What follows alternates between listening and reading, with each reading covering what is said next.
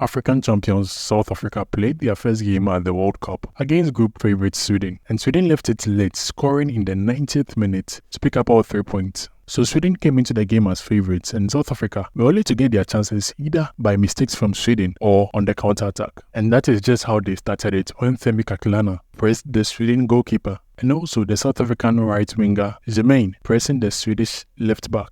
So this left the ball to be cleared very in a hurry to Rafilo, who made South Africa's first shot on goal, and the ball landing just on the roof of the net. So the next chance created for South Africa was on the counter-attack, this time with a long ball to Thembi Kgatlana. So she has space and also the ability to maneuver her way round, and she did that to this position, and as you can see here, a simple pass to Linda Motlao gives her an open shot at goal, also from a central zone, which has a better chance of scoring, but instead, she works an angle for herself and takes a very feeble shot, which doesn't even threaten the Swedish goalkeeper. So with South Africa defending in their numbers, Sweden had their best threat from the corner kick because of their superior height, and this was their strategy. Sweden will put at least 5 or 6 players inside the 6-yard box and kick the ball straight into the 6-yard box. South Africa also, in an attempt to defend, will put either 7 or 8 players in that same 6-yard area, which makes that zone overcrowded. This means that South Africa's goalkeeper, that's what, will have limited spaces when she's coming out for the ball because it was kicked very close to her, and she always struggled to get a clear punch of the ball. So over here, if the South African goalkeeper is able to punch the ball out to, let's say, Kgatlana, then she's able to start a counter-attack for South Africa because almost all the Swedish players are behind her. But instead, she rather pushes the ball with her palms instead of punching with her fist, and the ball remains just around the 6-yard area with a rebound opportunity for Sweden. So a similar rebound led to Sweden getting this shout for a penalty, and to be honest, some referees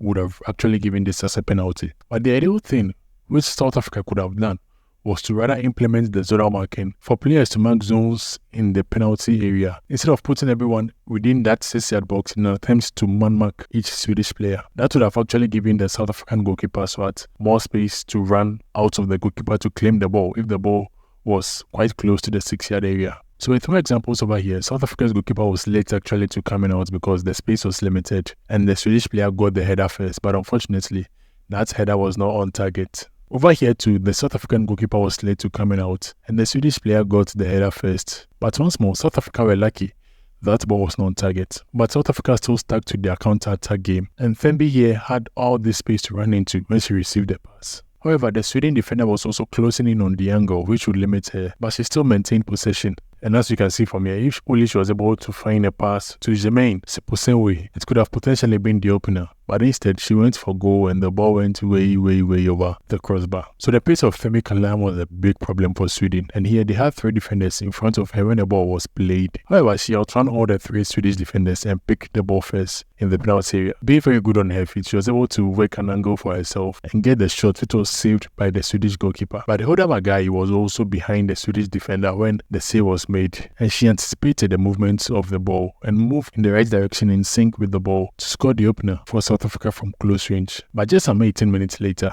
Sweden made an attack and Kaneryd, who is on the right hand side, was left unmarked. So this South African player moved out of her zone to mark the midfielder, whilst the left back also failed to keep tabs on Kaneryd very early. So when the pass was made to Kaneryd, she managed to make an inch-perfect cross because she had no pressure on her, and that cross was first missed by Mbane. Then South Africa's right back, Ramalepe, also failed to kick the ball away, which then fell to Rofu, and she had an easy goal for Sweden. Well, Sweden got a corner kick, which again, they had 6 players in the 6-yard box. South Africa will still use the man-to-man marking approach, and they had 8 players in the same box. So 14 players in that 6-yard box means that the area was saturated and movement was limited. So after 2 failed attempts to get the ball when she got off her line in the first half, this time South Africa's goalkeeper stayed on her line, anticipating that the defenders would clear the ball. But the Swedish player was first to get onto the ball and she connected it for a late winner for Sweden. This must really be painful to lose in the 90th minute to Sweden, but with Sweden being the best team in this group, well, it at least gives some hope for South Africa in their remaining games in the group.